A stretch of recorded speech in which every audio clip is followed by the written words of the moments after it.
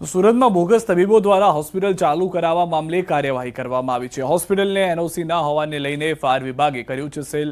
ત્યારે આરોગ્ય વિભાગની ટીમ હોસ્પિટલ અને સ્થળ વિઝિટ માટે પહોંચી હતી। તપાસ બાદ હોસ્પિટલના માલિકને બોલાવી તમામ ડોક્યુમેન્ટ ચેક કરીને નોટિસ આપશે। આરોગ્ય વિભાગના રિપોર્ટ બાદ પોલીસ દ્વારા કાર્યવાહી કરવામાં આવશે।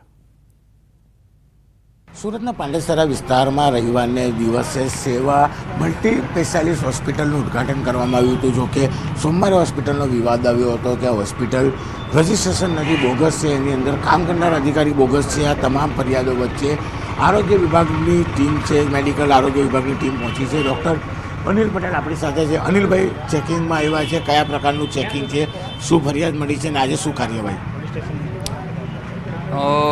જનસેવા મલ્ટી સ્પેશિયાલિટી હોસ્પિટલ થોડા દિવસ પહેલાં એનું શરૂ કરવામાં આવ્યું હતું। એટલે અત્યારે જે ક્લિનિકલ એસ્ટાબ્લિશમેન્ટ એક્ટ મુજબ એના ક્રાઇટેરિયા અને પ્રમાણપત્રો, એનઓસી, ડૉક્ટર્સના પ્રમાણપત્રો એ યોગ્ય છે કે નહીં એક્ટ મુજબ તેની ચકાસણી માટે આવ્યા છીએ।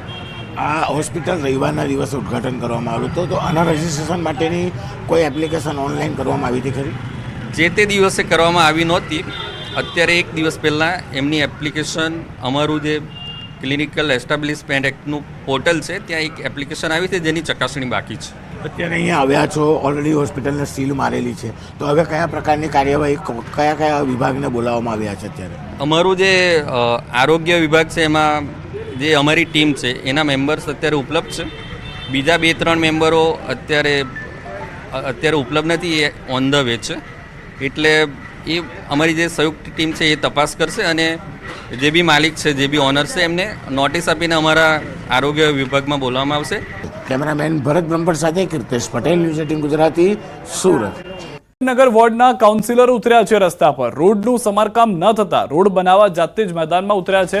રોડના સમારકામ માટે અધિકારીઓએ ફોન ના ઉપાડતા જનતાના નગરસેવક તરીકે જાતે જ રોડનું સમારકામ શરૂ કર્યું। કાઉન્સિલરોએ કહ્યું કે કુબેરનગર વોર્ડમાં આજે પણ અનેક રોડ રસ્તા ખરાબ પરિસ્થિતિમાં છે, પરંતુ તંત્રએ કામ ન કરતા કાઉન્સિલરોએ જાતે જ બીડું ઝડપ્યું છે। પહેલા અમદાવાદથી પણ વાત કરી લઈએ। જાણકારી મળી રહી છે તે પ્રમાણે કાગડાપીઠમાંથી ફરાર આરોપી ફરી પકડાયો છે। અમદાવાદના કાગડાપીઠ વિસ્તારમાંથી જે ફરાર આરોપી હતો તે ફરી પકડાઈ ગયો છે। પોલીસ આરોપીને વટવાથી ધરપકડ કરી ચૂક્યું છે। ચેઇન સ્નેચિંગના ગુનામાં સંડોવાયો હતો શખ્સ પોલીસની નજર ચૂકવીને ફરાર થઈ ગયો હતો।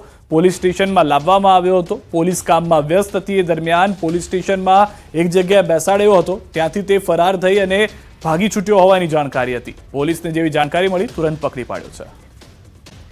અનેક ગામોમાં કેમ્પ કરીને છેતરપિંડી કરી અમદાવાદના પીરાણા ગામમાં પણ ખ્યાતિ હોસ્પિટલ દ્વારા કરાયો હતો કેમ્પ યોજી 10 લોકોને લઈ ગયા હતા હોસ્પિટલ લઈ જઈ તમામ લોકોની કરી હતી એન્જિયોપ્લાસ્ટી બાદ ગામમાં 2 લોકોના થઈ ગયા મોત।